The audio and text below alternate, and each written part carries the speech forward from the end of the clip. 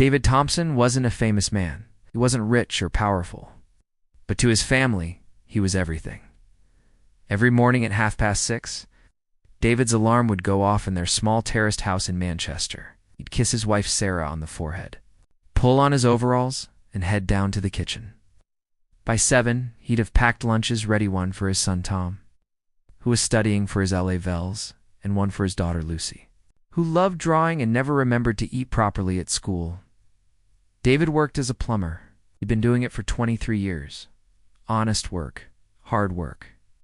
Work that kept the lights on and food on the table. But David had a dream. For 15 years, he'd been saving every spare pound he could. He wanted to open his own workshop, a place where he could teach young people a proper trade. He'd already found the building, a small unit just off the high street. The deposit was nearly complete. Just 6 more months, and the dream would finally be real. Sarah worked part-time at the local supermarket. But it was David who held everything together. He'd look after his elderly mother, Margaret, every Sunday. He'd help Tom with interview practice. He'd sit with Lucy for hours, listening to her talk about her art projects. "You're the glue, love," Sarah would say, laughing. "Without you, we'd all fall apart." David would smile and shake his head. "Don't be daft. We're a team."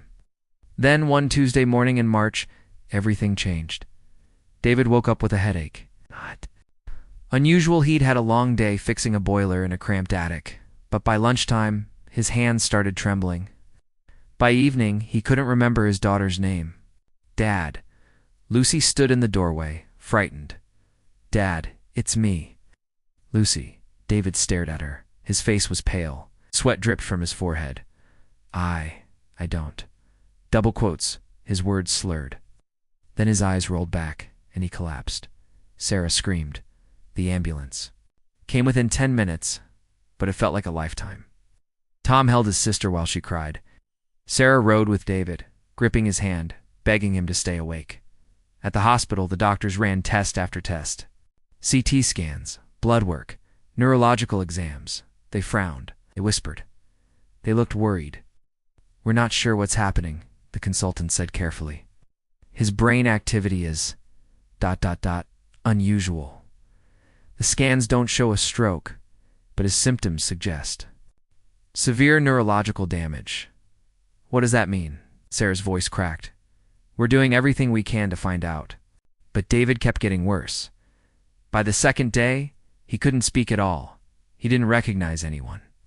His body would jerk violently, unpredictably.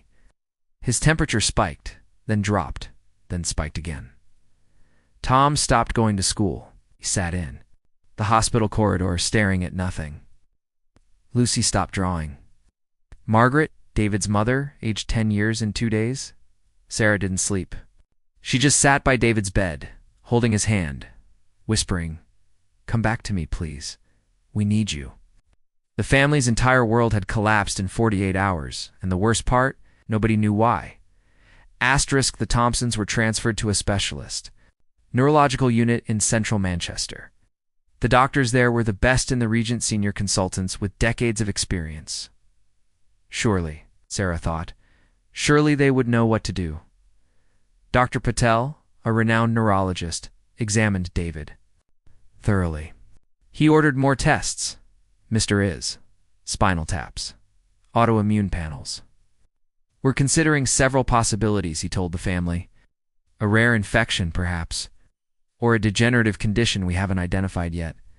They tried antiviral medications. Nothing changed. They tried anti-seizure drugs. David's convulsions continued. They tried steroids for inflammation. His fever raged on.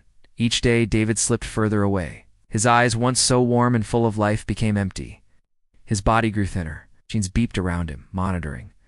A life that seemed to be fading. Dr. Patel brought in a colleague, Dr. Harrison, a specialist in infectious diseases. "I've seen thousands of cases," Dr. Harrison said, shaking his head after his examination. "I've never seen anything quite like this. The symptoms contradict each other. It's as if his body is attacking itself, but we can't find the trigger."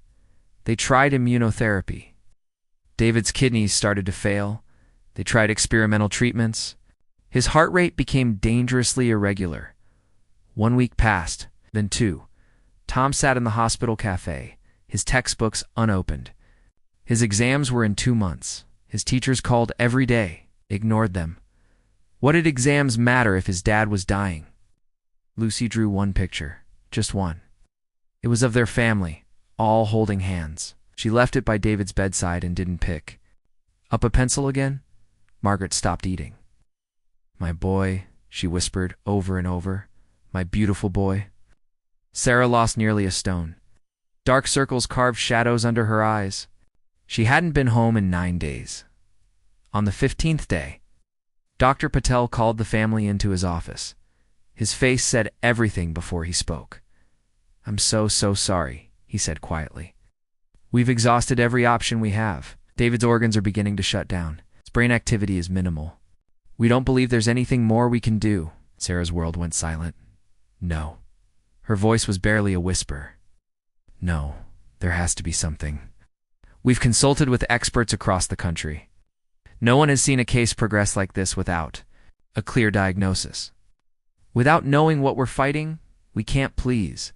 Sarah was sobbing now. "Please don't give up on him. He's everything. He's everything."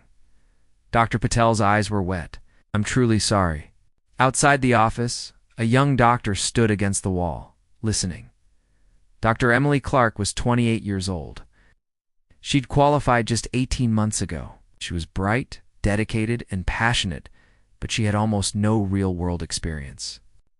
With cases like this, she'd been observing David's case from the beginning. She'd watched the senior doctors try everything. She'd seen the family breaking apart piece by piece, and she'd noticed something. Something small. Something everyone else had dismissed.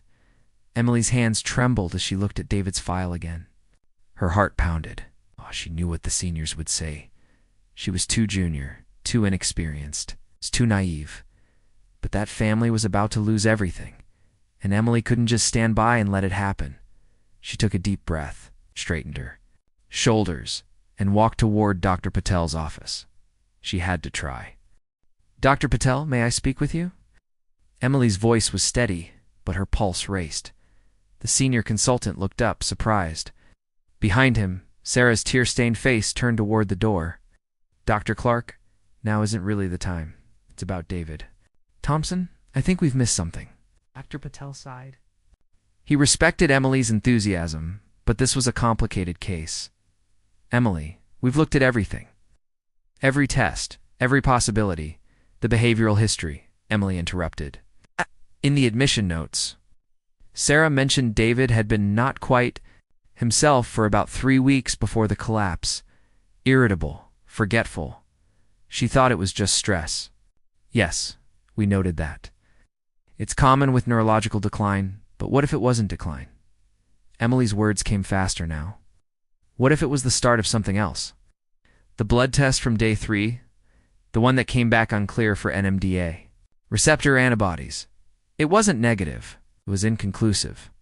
What if we're looking at autoimmune encephalitis, but it's progressing so aggressively that it's masking the usual markers?"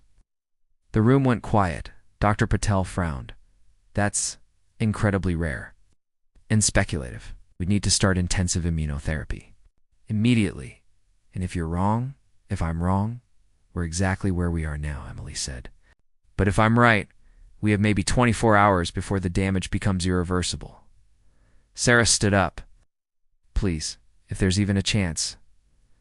Dr. Patel looked at Emily for a long moment.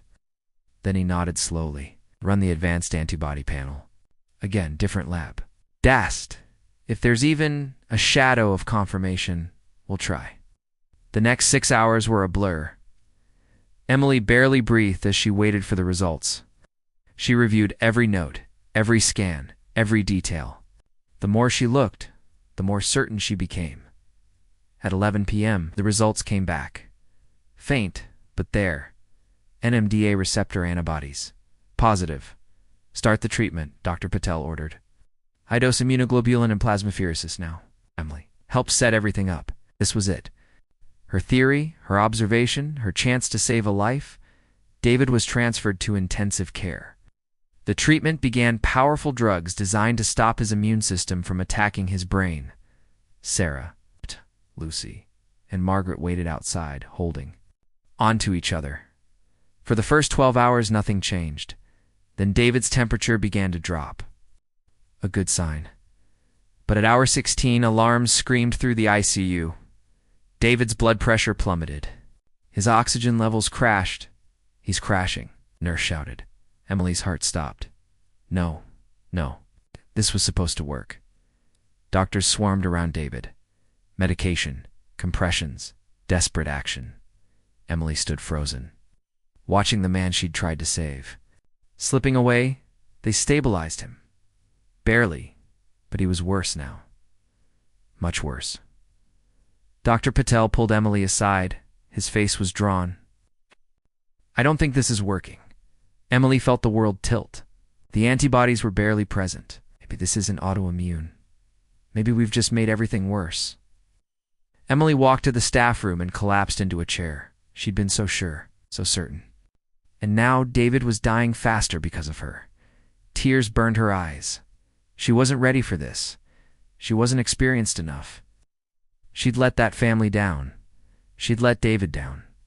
She sat there in the dark, feeling like a failure. Then her mind drifted back to something Sarah had said weeks ago, something Emily had written in her notes but not really heard. David's always been so healthy. Never even gets colds. But 3 months ago, he had that awful flu.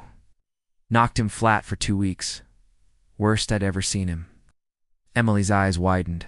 3 months ago, a severe viral infection. And then, weeks later, sudden autoimmune symptoms. Post-infectious autoimmune encephalitis, Emily whispered. That's why the antibodies were so faint.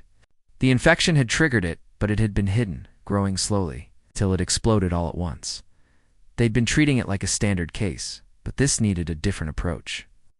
More aggressive, more targeted, Emily ran back to the ICU.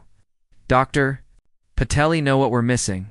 We need to add rituximab," Emily said, breathless, "and increase the steroid dosage. This isn't regular autoimmune encephalitis, it's post-viral. Ow. The immune response is buried deeper. That's why the treatment seemed to fail. We weren't hitting it hard enough." Dr. Patel stared at her. "Emily, that's an enormous risk. If you're wrong, I know," Emily said, her voice shaking but firm. Yeah. "But I'm not wrong. Everything fits. The timeline, the symptoms, the inconclusive tests.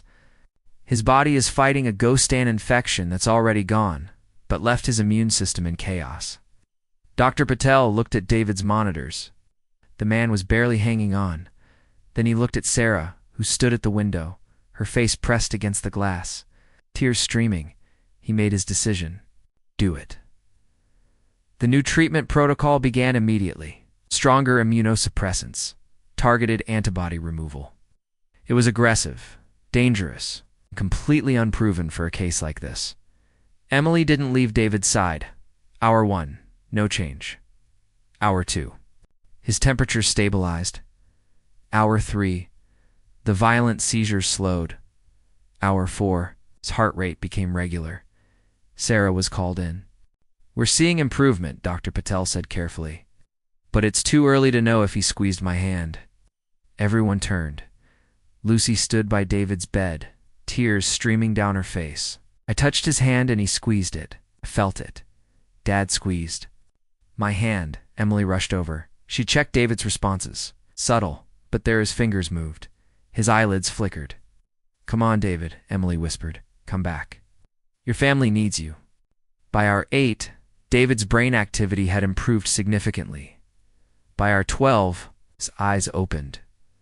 By hour 20, he whispered his first word in 3 weeks. Sarah. Sarah collapsed beside him, sobbing. Tom and Lucy crowded around, holding their father. Margaret stood at the foot of the bed, hands clasped, thanking God. It took another 2 weeks. David recovered. Slowly, carefully, his memory returned. His speech came back, his strength rebuilt. The doctors couldn't quite believe it. The case that had been declared hopeless had turned around completely. On the day David was discharged, Sarah found Emily in the corridor. "Dr. Clark," she said, her voice thick with emotion. "I don't have the words. You gave us our life back. You gave us him back." Emily's eyes filled with tears. I just... I couldn't give up. I couldn't. You didn't just save his life, Sarah continued. You saved all of us. Tom's back at school. Lucy's drawing again, and David, her voice broke. David gets to live his dream now. The workshop, teaching kids. Being the man he's meant to be. Tom stepped forward and hugged Emily. Then Lucy. Then Margaret David. Still weak, but smiling. Shook her hand. Thank you, he said simply. Thank you for seeing me. Not just a patient, but a person. Emily nodded, unable to speak, as the Thompson family walked out of the hospital together whole. Alive, together Emily stood at the window and watched them go. She'd doubted herself. She'd nearly given up. She'd faced failure and fear. But she'd also learned the most important lesson of all. Medicine isn't just about knowledge or experience. It's about humanity. It's about refusing to see people as cases or statistics. It's about empathy, compassion, and the stubborn. It's unshakable belief that every life is worth fighting for, even when everyone else gives up, especially. Dr. Emily Clark went back to work. She had more patients to see, more lives to touch, and she would never, ever stop fighting for them, because that's what doctors do. That's what healers do. They hold on to hope when there's nothing left but darkness. And sometimes they bring people back into the light.